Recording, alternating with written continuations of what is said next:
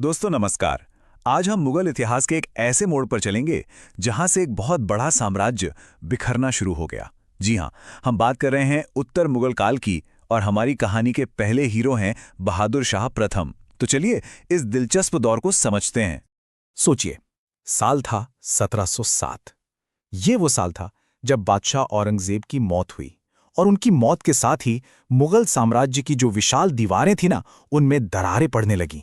सत्ता का एक बहुत बड़ा खालीपन, एक पावर वैक्यूम बन गया और गद्दी के लिए एक जबरदस्त जंग छिड़ गई। तो आज हम क्या क्या कवर करने वाले हैं, ये रहा हमारा पूरा स्टडी प्लान। हम इन 6 पॉइंट्स में पूरे टॉपिक को ख़त्म करेंगे। इस स्ट्रक्चर को ध्यान में रखना बहुत ज़रूरी है क्योंकि इससे एग्जाम में सब कुछ याद रखने में बहुत मदद मिलने वाली है। तो शुरू करते हैं हमारे पहले सेक्शन से, वो निर्णायक मोड़।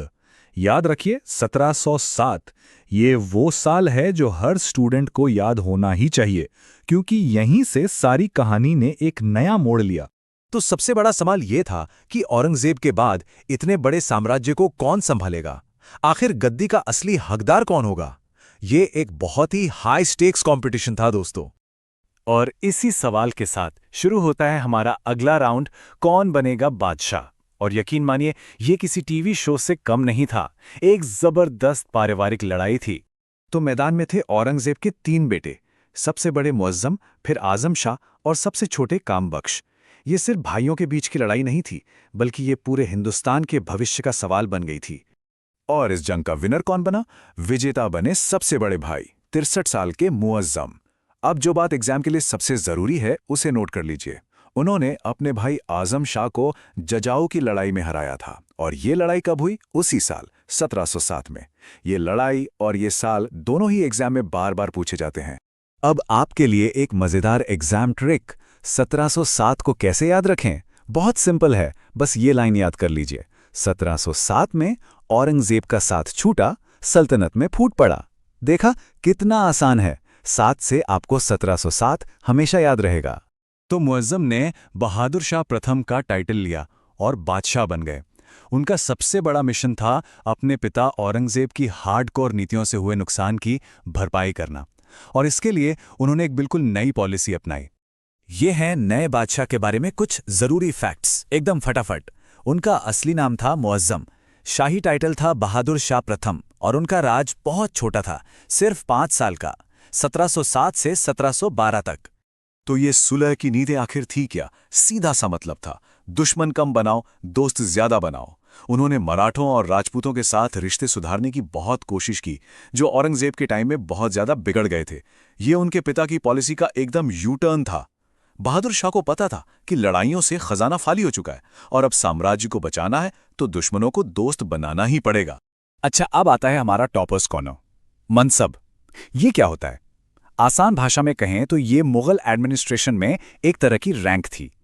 इसी से किसी सरदार का रुतबा, उसकी सैलरी और उसकी मिलिट्री की जिम्मेदारी तय होती थी। बहादुर शाह ने सिखों के 10वें गुरु गुरु गोबिंद सिंह जी को सम्मान देने के लिए उच्च मनसब यानी हाय मनसब दिया था। ये दोस्ती दिखाने का एक शाही तरीका था। लेकिन कहानी में एक बड़ा ट्विस्ट है। सिखों के साथ ये दोस्ती वाला रिश्ता हमेशा एक जैसा नहीं रहा। जो कहानी दोस्ती से शुरू हुई थी, वो आगे चलकर दुश्मनी में बदल गई। देखिए, एक तरफ बहादुर शाह ने गुरु गोविंद सिंह जी के साथ कितने अच्छे और सम्मानजनक संबंध बनाए, लेकिन गुरु जी की मृत्यु के बाद पंजाब में सिचुएशन पूरी तरह से बदल गई। सिखों का नेतृत्व आया बंदा बहादुर के हाथों में और उन्होंने मुगलों के खिलाफ एक बहुत बड़ा विद्रोह छेड़ दिया। और ये विद्रोह कोई छोटा मोटा नहीं था। ये इतना जबरदस्त था कि बूढ़े बादशाह को खुद अपनी सेना लेकर पंजाब जाना पड़ा। ये बहादुर शाह की जिंदगी का सबसे बड़ा और आखिरी मिलिट्री कैंपेन था। अब एक रहस्य सुलझाते हैं, एक मिस्ट्री सॉल्व करते हैं। एक ऐसा बादशाह जो इतना पढ़ा लिखा था, सुलह की नीति अपना रहा था, उसे एक बहुत ही अजीब निकनेम क्यों मिला? उन्हें कहा गया शाह ए बेखबर। इसका मतलब है द हीडलेस किंग, यानी एक ऐसा राजा जिसे अपने ही राजपाट की कोई खबर न हो। और मजे की बात यह है कि ये नाम उन्हें किसी दुश्मन ने नहीं, बल्कि उनके अपने ही दरबार के एक इतिहासकार ने दिया था। और ये नाम देने वाले थे इतिहासकार खफी खान। और हाँ, ये सवाल यूपी कांस्टेबल और एसएससी जैसे एग्जाम्स का फेवरेट क्वेश्चन है, इसको मार्क कर लीजिए। खफी खान ने यह नाम इसलिए दिया क्योंकि बहादुर शाह सरकारी कामकाज में अक्सर लापरवाह रहते थे और फैसले लेने में बहुत देर करते थे। तो अगर हम उनका एक बैलेंस्ड व्यू देखें तो पॉजिटिव साइड पे वो पढ़े लिखे थे, साम्राज्य को जोड़ने की कोशिश कर रहे थे और औरंगजेब की तरह कट्टर बिल्कुल नहीं थे। लेकिन नेगेटिव साइड पर उन्हें एडमिनिस्ट्रेशन में कोई खास दिलचस्पी नहीं थी और वो फैसले लेने में कमज़ोर थे। मतलब उनकी अच्छी नीयत पर उनकी लापरवाही भारी पड़ गई। लेकिन इतिहास में उनकी असली अहमियत क्या है, ये पॉइंट सबसे ज़रूरी है। इसे गांठ बांध लीजिए। बहादुर शाह प्रथम वो आखिरी मुगल बादशाह थे जिनके हाथ में कुछ असली पावर थी। उनके बाद जो भी बादशाह आए वो सिर्फ नाम के राजा थे, यानी एक तरह से कठपुतली बनकर रह गए। चलिए अब आता है सबसे जरूरी हिस्सा, एग्जाम स्पेशल रिवीजन। कमर कस लो क्योंकि अब होगी टॉपर्स वाली तैयारी, एकदम फटाफट। चलिए इस माइंड मैप से 30 सेकंड में पूरा चैप्टर रिवाइज करते हैं। देखिए, सेंटर में है बहादुर शाह, असली नाम मुअज्जम, राज कब से कब तक 1707 से 1712, मेन पॉलिसी सुलह की नीति, सिखों से रिश्ता पहले दोस्ती फिर दुश्मनी, निकनेम शाहे बेखबर, और अंत 1712 में पंजाब अभियान के दौरान। हो गया पूरा रिवीजन। चलो जल्दी से इस स्लाइड का स्क्रीनशॉट ले लो, ये हैं आपके टॉपर नोट्स। जरूरी तारीखें 1707 और 1712। जरूरी शब्द मुअज्जम, शाहे बेखबर, बंदा बहादुर और उच्च मनसब। चाहे रेलवे का एग्जाम हो, यूपी लेखपाल हो या एसएससी, हर परीक्षा के लिए ये रामबाण है। तो दोस्तों, ये थी कहानी पहले उत्तर मुगल बहादुर शाह प्रथम की।